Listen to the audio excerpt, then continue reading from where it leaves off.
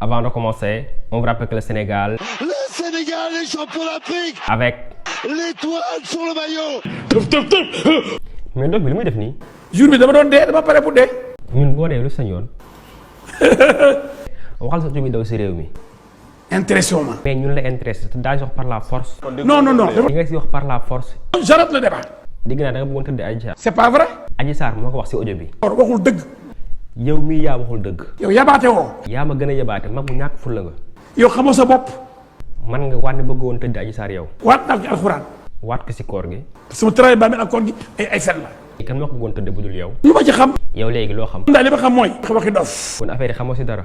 xaw ma ci affaire bi dara. déglu nga audio bi loo dégg Mamour Diallo te nga wax Adji Sarr si audio bi. aji bu dee ko dugal bu baax. lan. aji dee ko dugal bu baax.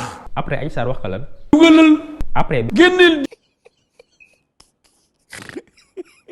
biñ paree lu ko Mamour Diallo conseillé pour jour procès bi. waxal lii boo demee. sosal ko lii. dugal ko fii. yéen daal nii rek xaalisu Sénégal. suñ poche. xaalisu pétrole bi. poche benno. lu Sénégalais yi liggéey ngeen jël dugal seen. suñ poche. ñaar ñi ngeen nekk naa fekk Sénégal kan ak kan la. man ak Birima Ndiaye. Birima Ndiaye ban. TFM.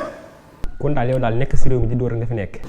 depuis des années rarement laa ci dóor benn affaire bu ndaw. léegi jour procès bi li doon préparé.